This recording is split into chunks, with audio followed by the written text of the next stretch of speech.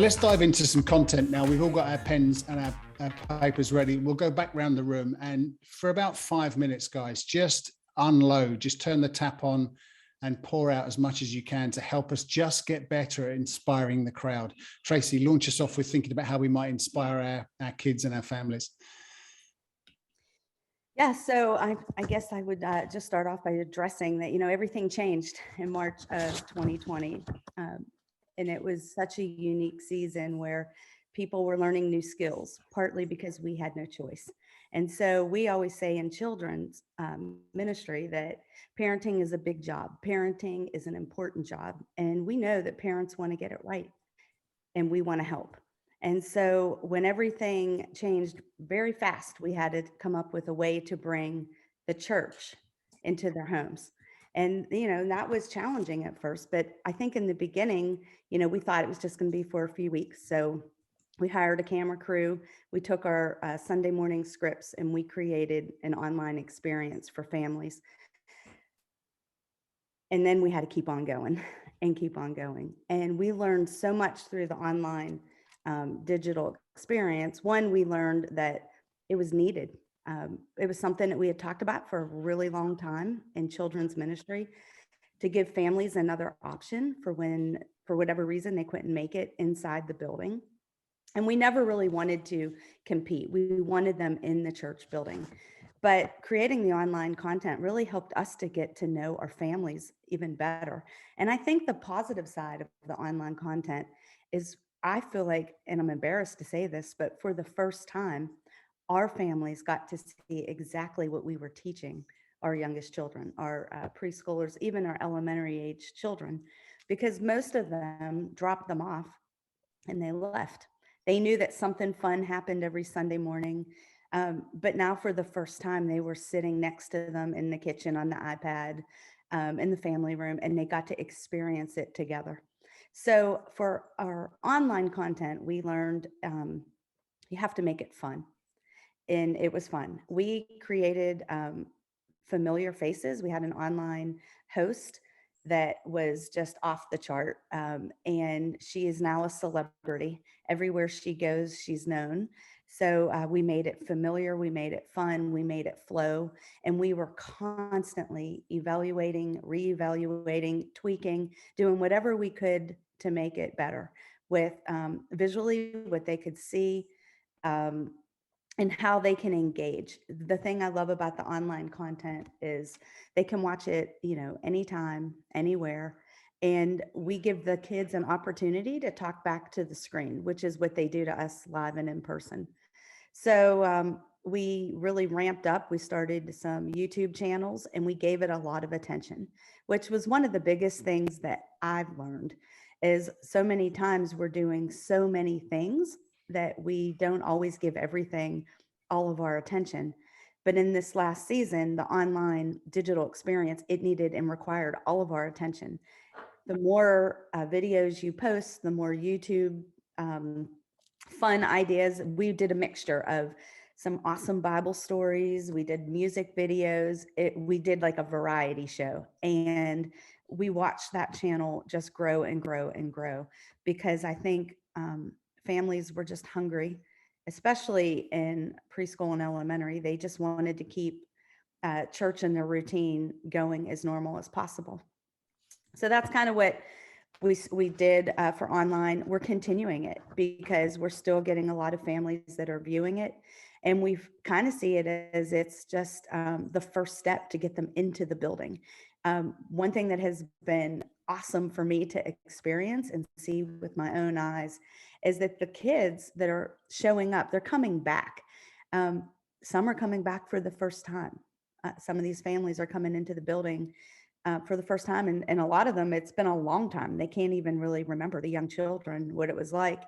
But we can see that they know what to do next, like when they're in large group, because they've watched it online. So it's familiar. We're keeping it going. They feel safe. So I think for me, it's what has been the most challenging. We talked earlier is about how to, where my job has just totally changed. Things that I used to do, I'm still doing a lot, a lot of the leadership stuff, but when it comes to curriculum and content, writing for an online presence is different than writing for in person.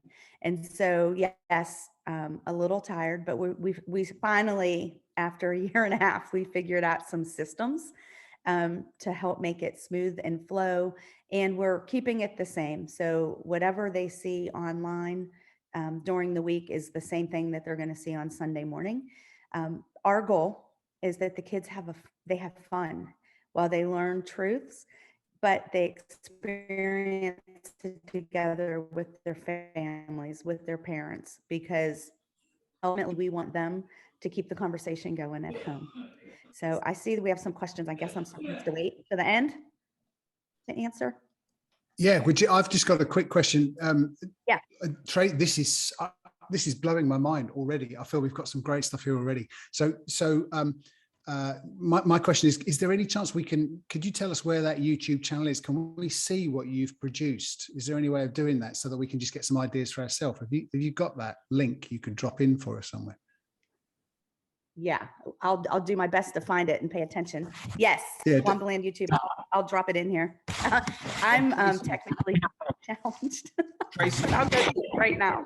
we can try to track it down for you as well while Meg or Britt or Scott are sharing their stuff. Could you give me, let's say I'm a children's ministry person at a local church. I hear this idea of a kids variety show that piques my interest. I'm like, oh, wait a second. What are the key elements of a good variety show? Because you said you want to make it fun. You want them to learn some truth, but you also want them to engage the content as a family. That seems to be three kind of anchor points.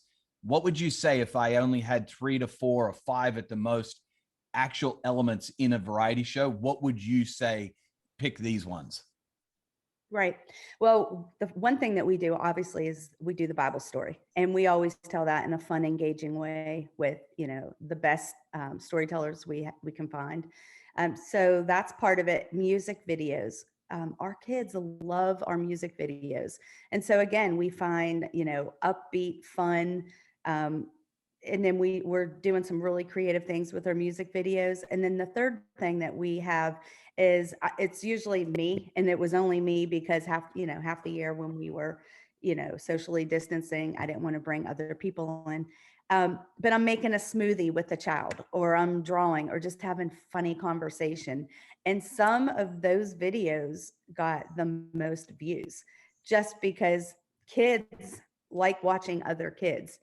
And so that had nothing to do with, church or God. It was just come on in and meet us where you are and watch something silly and fun. Oh, and then the next video just might happen to be a music video or a Bible story. So we mixed it up with those elements of fun games with our silly host. And then again, our music videos, we learned right away that parents get tired of hearing that same song over and over and over and over and over. So we, in a period of 4 months, we wrote 5 new songs, which maybe that doesn't sound impressive saying it, but it's hard. And to write the song, to mix the song, and then we did 5 new music videos. And it was such a hit that we're looking to write 5 more. Yeah. Oh, brilliant. So there's one question coming here, Tracy, and then we'll move on to some others. And if you've got any more questions, please drop them here. And Becky has dropped in where the Wombaland YouTube channel is, so you're fine on that. Thanks, Tracy. But my question to you is from Ivan, who's one of our Macs here in the UK, and he's a brilliant kids and youth ministry director in the south of England, and he asks about how much production value you're now putting onto your online. Now kids are back in the building. Obviously, you put a lot during the lockdown, but are you dialing that down a bit, or are you still going with the same amount of production value? Yes, we're not taking our foot off the gas at all. We're keeping it going because it's, obviously it's helping to direct them and lead them to the building. And the other thing that we know is even before, we all shut down, with attendance patterns, there wasn't anyone coming every Sunday, excuse me, anyway. And so we want this not to replace Sunday, but to really just enhance Sunday. We know that kids like repetition. And so after Sunday, they'll go back and they watch it. They'll watch the video that we posted, last month over and over and over if it's one of their favorites. So we're going to keep it going. One of my favorite things about the online presence is at the end of every video, we give questions for the parents to keep the conversation going. And we try to keep the videos, it's a shorter experience. It's not the exact same thing they'll see on Sunday, but we're just hoping that parents have just a better view into what we taught on Sunday mornings. So no, we're going to keep it both the same, at least for now. But like I said, everything changes all the time. And right now it's working. And when we notice that it isn't, we'll probably shift gears and do something different. That's great. Thank you. You know what? Here's one thing I've picked up from what you're talking about here, Tracy, and I'm sure there'll be some other questions that we get back to some Q&A towards the end. But what I'm picking up from what you're saying here, which might be new for some of us, is you prioritized fun, and then within that fun, there were Bible stories and songs and other things. But sometimes for us in the British church, we can get a little bit too serious, and I don't know if that's true in Australia as well. But you just think, oh right, I'm doing kids ministry, I've got to do a Bible story, I've got to teach kids the three points from this passage or whatever. And actually, what a win it is for a kid to watch a 15-minute YouTube video from church and they go away going, that's brilliant, can we watch some more? I mean, that's a huge win, isn't it? So then maybe that's a new thing for us to think about. Make it more fun. Make it just a whole bunch more fun, and you can't go wrong. Yeah, and I'll share something. I'll figure out how to put it in the chat. We have something that we call it's our funnel, the rules of engagement, and it's the flow that everything we do. And it starts with make it, welcome them, make it easy, engage, make it fun, so that then they will tune in to the truth. So I'll while someone else is talking, I'll see if I can figure out how to drop it in there. Thanks, Tracy. Okay, if you've got any more questions for Tracy, please put them into the chat, because we'll come back to some Q&A at the end. Let's move from kids to teenagers, to students, to the young people. Britt, give us, again, we've got our pads and our note. I've taken notes already. Drop us some tips and tricks on how we can better engage and inspire the crowd when it comes to those teenagers. Yeah, for sure. I mean, to illustrate how complicated all this is, you have to take basically everything Tracy just said and do the opposite for student ministry. And that's what the past couple months have been. I mean, pandemic started in the United States, and I'm actually in the big meeting with Andy and all the lead pastors, and what are we going to do? And the decision, all right, we're going to shut down big church and children's ministry, for 6 months at the time. We're going to shut down for the rest of that year. And I sheepishly raised my hands like, hey, that really doesn't work for students. So we need to do something else. And there was a collective, all right, go for it. Go see what you can figure out. I mean, for us, the big, everything we program for is about our small groups. So live on a Sunday, away at camp, everything is about setting up a great small group conversation. That's what every bit of our program is. Tracy mentioned the rules of engagement or the funnel. Our funnel always leads up to, and then they're going to conversation in small group. Every program ends with that time. So you say, hey, we're going to go digital. Well, hey, that really doesn't work for what we do.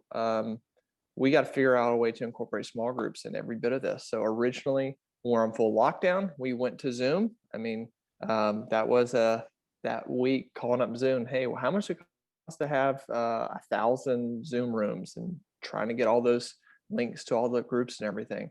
At the beginning, to even bother giving content on the front end of it, just giving students the opportunity to talk to their friends, giving them the opportunity to talk to their small group leader, the volunteers who are with them every week. Then we started, well, if we're doing that, we should probably give some digital content like Tracy talked about. But honestly, they didn't watch it. We've tried pre-produce things. We've spent a lot of money on outside communicators. We've tried, all right, well, let's just be in our room and stream something. And students won't watch it. No, we can get them to engage with us in fun, lighthearted social media things like playing games on Instagram or TikTok, or maybe making a video, but actually trying to get anything of substance across to them, they wouldn't watch.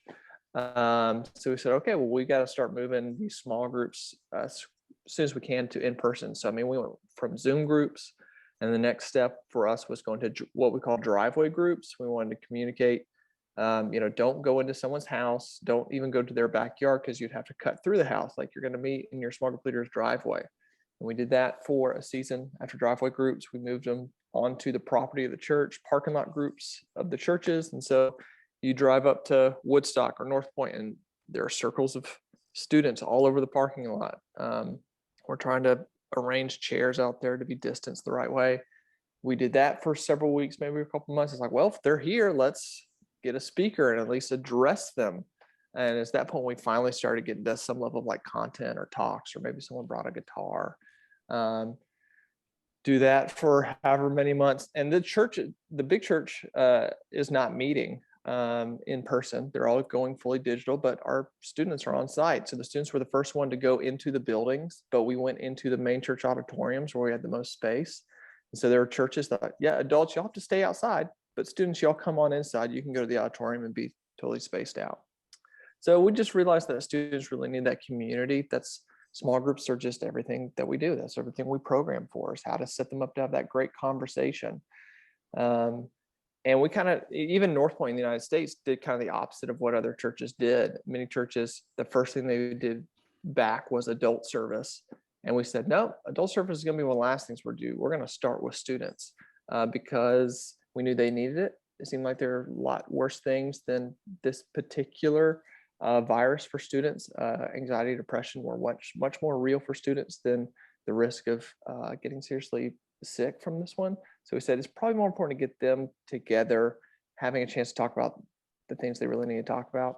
And also, Britt, sorry to dive in, but also I've heard Andy time and time again for 10 years or more talk about how the only way you're going to grow a church is if you prioritize kids and students. Oh, I'm telling you, I got the best job in the world. I mean, yeah. He says that all the time, and he makes sure we have the resources we need and the staff we need. I mean, but if you're going to prioritize kids and children, if you're going to prioritize kids and children, of course, when you open the doors of the building again, they're the first ones back in, and the parents stay in the parking lot. Makes sense. Well, and we saw that our other churches in our communities having that problem. It's like, all right, well, we'll do family church, and so everyone is in the auditorium together in family units.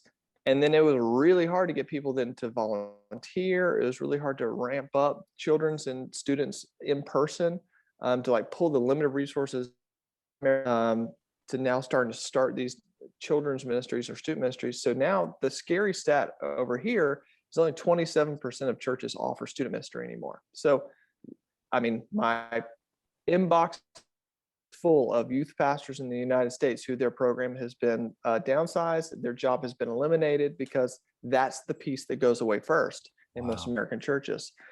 So thankfully for the fact that I get to live in a house, North Point went the other way and said, no, let's do student ministry first, and Andy prioritized that. So I wish I could tell you we've got this great, robust, here's how you engage them or how to get content across in a digital space, but honestly, it didn't really work for students. We could get them to do fun things through social media, but we couldn't get them to watch messages or whole services.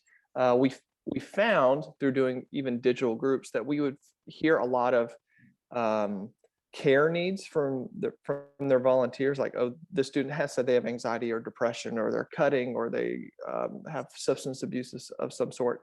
And so as far as digital resources, we really had to pour our time and effort into making more and better care resources, digital articles for them to read, videos for them to read. So when they say to one of their volunteers, hey, I'm dealing with the fact my parents are in a divorce, anxiety, depression, whatever it is, that we immediately can send that student a digital resource for them to watch. So we found that students, when they have a need, a very acute need, they will then devour the content that we're providing. But as far as like, well, how do you get 1,000 students to watch something? It's like, there's not one thing 1,000 students are going to watch. You're going to have to make lots of small things for when those moments arise. Beyond that, it's all about trying to get them back in small group in person as fast as we could, and doing that in a safe way, and trying to keep in mind all the different protocols that you may have to put in place. I mean, we've done lots of different things, and we were the guinea pigs for North Point Ministries of trying to figure out, well, how would we contact Trace? How would we keep up with who's been around whom? And so all those different rules and all those different best practices were all kind of birthed out of our student ministry, trying to figure it out first. You know, what exact temperature are we going to take and say that's too high that someone has to leave? And then how do you tell them they're going to leave? And all the mask mandates. So we were on the forefront of that for several months because it's what students needed. If you're going to be about small groups, the best small group environment is in person. So we put that before really making any of the content. We put that before trying to figure out how to get a band. And so, you know, it's Tracy and I've laughed, like we have the complete opposite jobs right now for many, many months because the answers that work for one age group were not working for the other age group. We finally got the opportunity to do our first like student event, like an overnight away event. And we knew when we do this, we're going to have nothing but care issues. The traumatizing things that happen all the time in student ministry have still been happening for the past 18 months. Just no one's had the opportunity to talk about it. So we made sure we had, you know, counselors there and this care room for people to go to.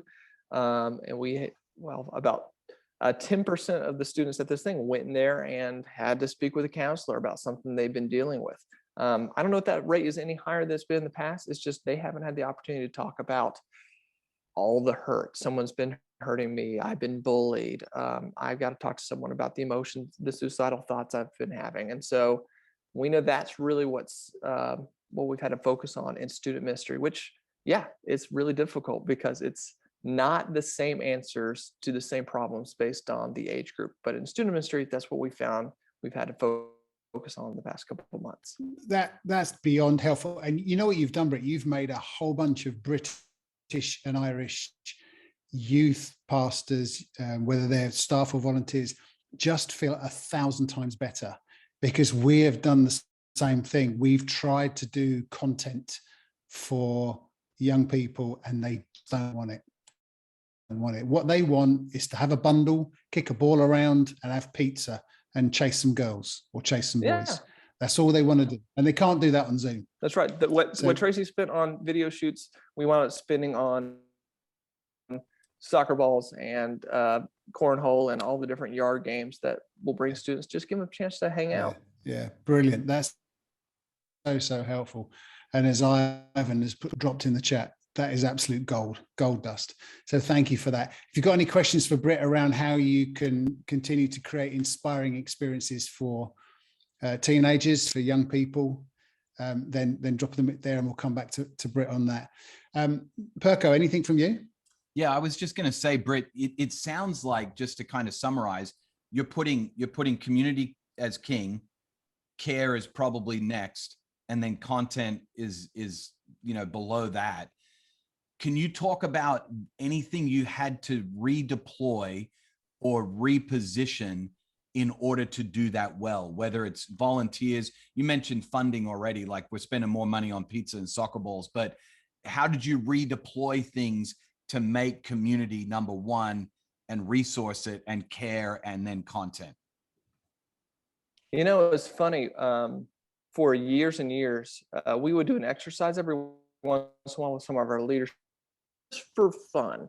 As a staff, let's sit around and talk about what would we do if ever leadership, Andy, came to us and said, hey, student ministry can't have a budget anymore. What would we do differently? Or, hey, what would we do if, I don't know, something crazy happened, we couldn't be inside a building? It was just random exercise we would do. And every time when we did that exercise, it came back to, well, you know, if we couldn't be in the building or if there was no money, would our student ministry still exist? Well, yeah, it would, because really all we do is find every student a small group leader. That's really all we do, is give every student a volunteer who leads them through conversation. So if we didn't have money, we didn't have a building, we would still know what we were supposed to do.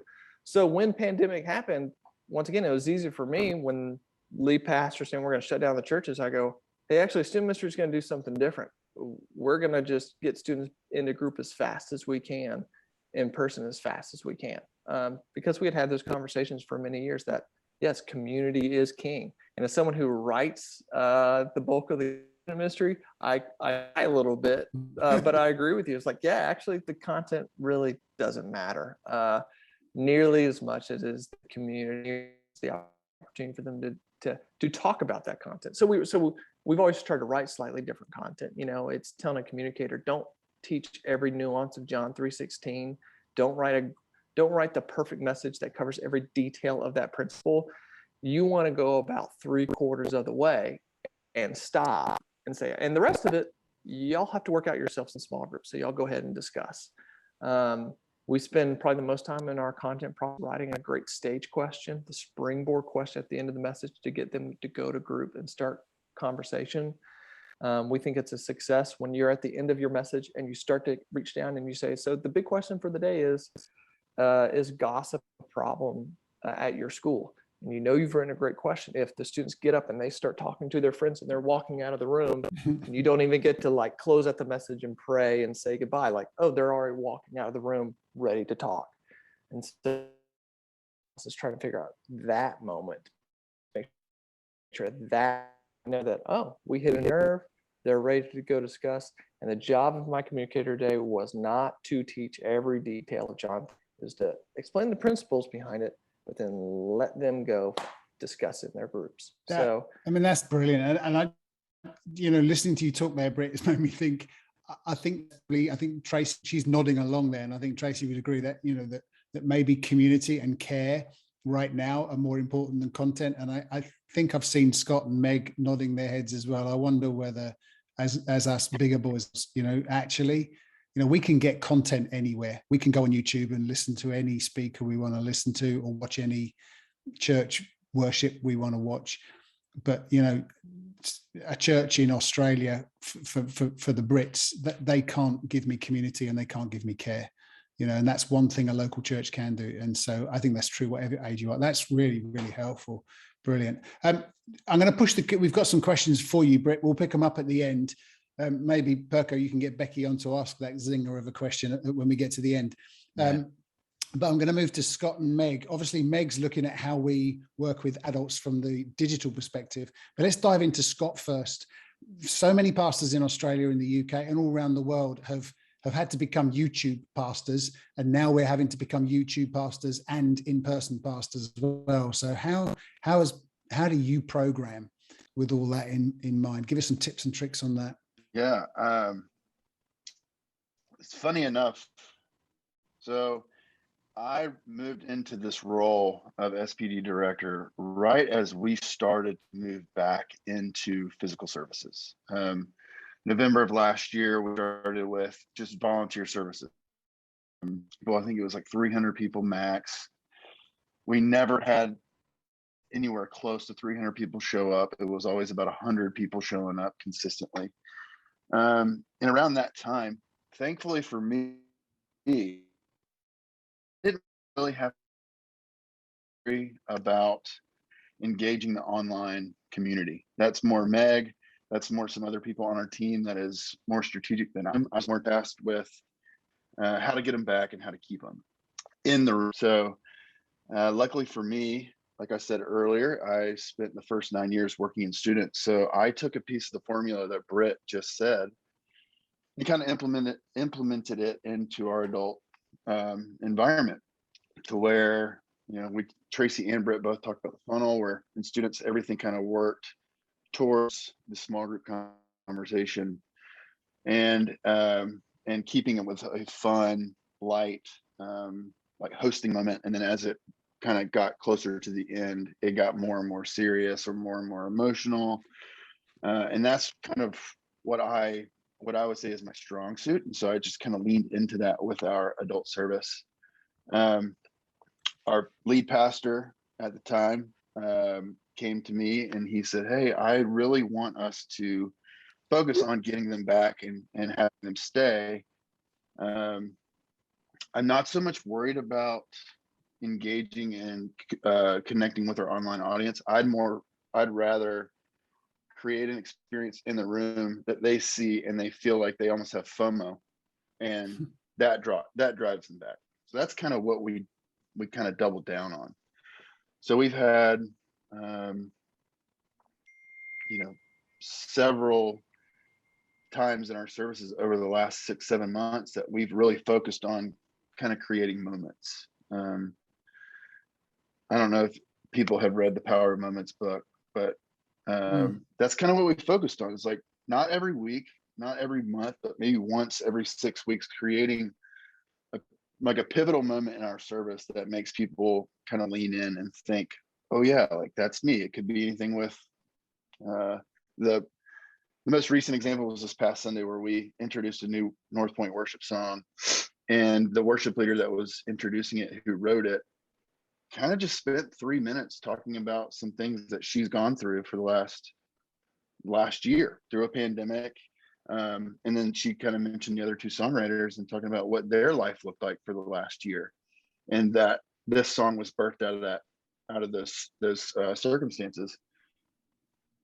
And the cool thing about it is it immediately leveled the playing field between everybody in the room and on stage.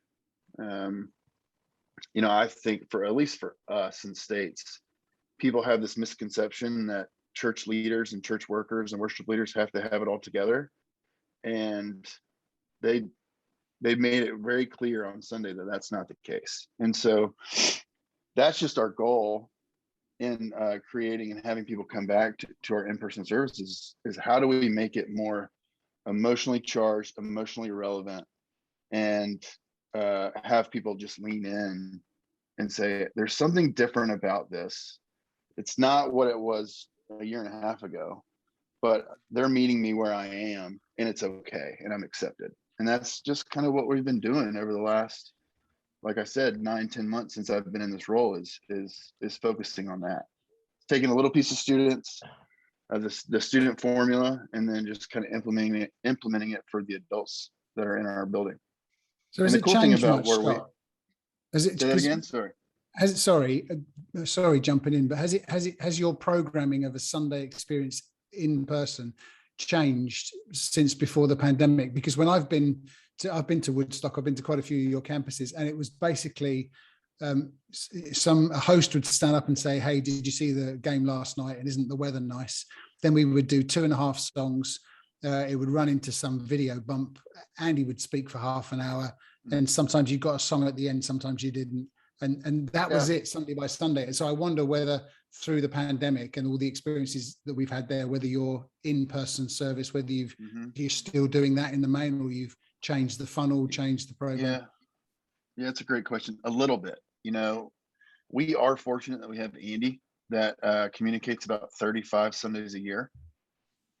So what we try and do is anytime we have a local series, so the other Sundays of the year, that's when we really focus on it. So our service will change a little bit differently when it's a local series, but if we're in an Andy series, usually what we'll do is we'll create a moment in between the end of worship and before he gets up there, and we might not do a title package. It's more of a serious moment where the band just kind of stays up and kind of vibes on the song that they just did, and then our lead pastor will kind of get up and kind of tie a bow on what we just sang about and where Andy's going, but do it in a more personal way. Yeah, that's helpful. Perko? I was just going to ask, Scott, when you guys are thinking through these moments, and I, by the way, highly recommend The Power of Moments. It's phenomenal book. How are you planning those moments out? So, for example, you got a message series that is coming 6 weeks out or 8 weeks out, and you're sitting in a creative meeting and you're saying, okay, we're going to program out this series. How are you doing? What does that look like? What does that process of planning these moments look like? Is it 6 weeks before? Is it 3 months before? What does that creative process look like? Yeah, it's different every time, depending on the event, depending on the series, depending on what content we have, depending how, if it's a 3-week series, if it's a 4-week series, it's a little different. some of the data that we've learned is people come to our building maybe like 1 to 1.2 times a month. So we try not to do it we don't do it every week. You know, if it's a 3-week series, we might spend one of those 3 weeks creating this moment. And usually we'll be in a creative meeting talking about the series itself. In some way, we'll ask the question, what do we want the guests to feel when they leave here? Yeah. And then we all take it, you know, we kind of try and make it as personal to us as we can. So it's, what would we want to feel if we were a guest walking into the room? So we had a 3-week series about a month and a half ago. And it was an identity message. It was an identity series. And we spent the one of the weeks with one of the ladies that got up and preached about labels. What are some of the labels that we feel like culture has put on us? And what is the label that we've carried with us, you know, for however long. And so everybody in the room, when they came in, on their seat was given a label that said, it looked like, you know, the hello, my name is label, but we said, hello, people say I am. And then in the message, she asked people to write down what that label is. And then at the end of the message, we did a closer song, set the emotion in the room. And then she came back up and said, okay, now what I want you to do with the label is I want you to take it out into our main hallway. And we had a big graphic, it was a huge graphic, and these people would take the label and put it on there. And that signified that they were taking that label that they've been given and they've been carrying with them for so long, and they're giving it over to God. And so that was just an idea that came out of that creative meeting of, hey, what do we want people to feel when they leave here? And it was, honestly, we ripped it off from a thing that we did in students 4 years ago. Yeah, that's it. Lots of lead pastors used to be student ministers, youth ministers, and they tell me they're just doing youth ministry with grown-ups now because it's the same kind of deal. So yeah, that's great. What I'd love to do, I'd love Perko to bring in Becky and Michael in a minute to talk. Becky's got a question for Britt, and Michael's got a brilliant question for Scott. But before we do that, how does I guess you and Meg work quite closely together, Scott. So I wonder, Meg, how is what you do digitally, do you just replicate what happens physically, or do you do something else? How do you work out the digital side of creating inspiring experiences for the YouTube crowd? Duncan, before you answer that question, Duncan, I thought you were going to say, Meg, be honest. What's it like to really work with Scott? Because you earn so much more than he does with the loft and everything. And ask that question. You know, that whole female dynamic, I earn more than he does, but I have to work with, you know, like that. I thought that's where you were going, Duncan, but I'm glad you went a more serious question. That's good. It's a whole other seminar that we really don't. A whole other webinar. Yeah. Meg, awesome. Go ahead and answer Duncan's question and ignore mine. Yes, I'll ignore yours, although working with Scott's amazing. We really have a lot of fun, and the creative meetings he mentioned are some of the most fun moments that we get to have. To answer your question about the digital experience and what we do to replicate it, or do we do something different? Kind of both.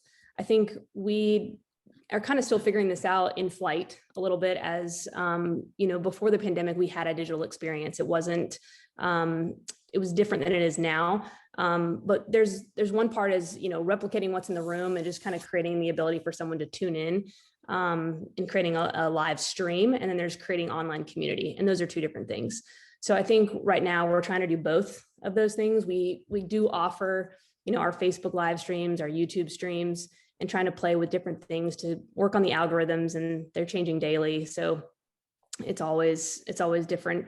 But we try to partner with Scott and kind of use that as a springboard for what we do digitally. So whatever we do in the room on Sunday is one thing, but then he mentioned the labels. We would try then to create a similar opportunity for those online to participate. So whatever the next step is in the room, we're going to try to take that same concept and create something that will work for the digital audience as well. And that could be providing it on, an Instagram story or a website that they can go to exactly and experience and get all of the items that they would have gotten in the room. that they'd be able to do that digitally as well. So kind of both and really picking up a little bit of what everyone said. Britt mentioned, that community is king. And I think that that's 100% true. People can get content anywhere. But at the same time, digital is not going away, right? And it's where people are. So I think the thing that we're trying to do is provide topical, bite-sized content, things that people want to search for on YouTube. That's the trick with YouTube, right? Is getting people to search for it. They're not actually going to stumble upon watching a church service on YouTube, but they might search mental illness or anxiety and things like that, and then reach our identity series. So tagging things appropriately, and then providing real stories. I think that's kind of where we've landed with the digital experience, is letting people see themselves in what we're creating. So really trying to go after community stories, people in our building, and not just put our label of our church name on everything, but the people within the church that make up the church, and kind of tell their story and let people know who we are that way. So that's kind of the direction we're moving in terms of being able to partner with people, starting externally, getting those stories in the community, getting those stories of our people, putting them out there online, kind of diversifying too, whether that's podcasts, YouTube, Instagram stories, Facebook stories, video. There's all kinds of things you can do, but that's what we're trying to play with at the moment. So just to lean in a bit more granular in terms of the actual platforms, because I put it in the chat there. I love what you said. Yeah. The difference between producing an online stream of the service, which is important, just to capture what happens on the Sunday morning. There's a difference between that and thinking, hey, we do digital because we stream the service. There's like you guys have said so many times, there's 167 more hours in people's weeks. So how do you create a digital online community? I love that. So how do you, where do you platform? Where do you put out? So I love this idea of putting people's stories, doing Instagram Live. Is there a system? Is it just ad hoc? Where do you put this content? How do you actually deliver the digital content? Because I love the idea of stories and short bits of the talk and that, but how do you deliver it to people? So again, we're doing this in flight, right? But YouTube is kind of what we're focusing on for that, and trying to launch this new idea. And the thing with all of these platforms is being consistent. So showing up every day.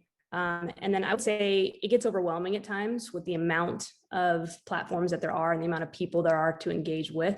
So just picking an individual. I try to spend at least 15 minutes a day coming through online, our local community. We have something called Cherokee Connect, where we are in our county. And it's a group that has already been created. So I would say you don't necessarily have to be the creator of the groups. They're probably already out there on Facebook and online, YouTube, but getting in chats as a member of the digital team or as a member of the church and diving into your community of the places that already exist and not trying to recreate the wheel, and just focusing on the individual, their need, being generous, being helpful, getting in conversations with people that might lead to just another conversation.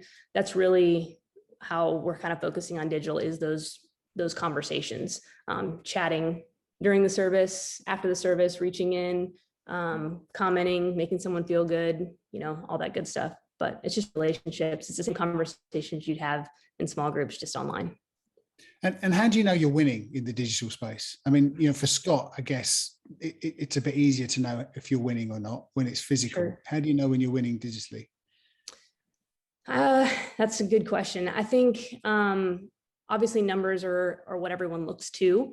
But for me and our team, I try to focus on the smaller wins of those individual stories, whether that's someone who, made one small step of, hey, they commented this week, and then this week they came back and they're commenting again, or hey, they commented and then we moved them to actually meeting them and showing them around the building. And so we try to track those individual stories. And I think before we got on, Tracy mentioned we're celebrating things differently than we used to.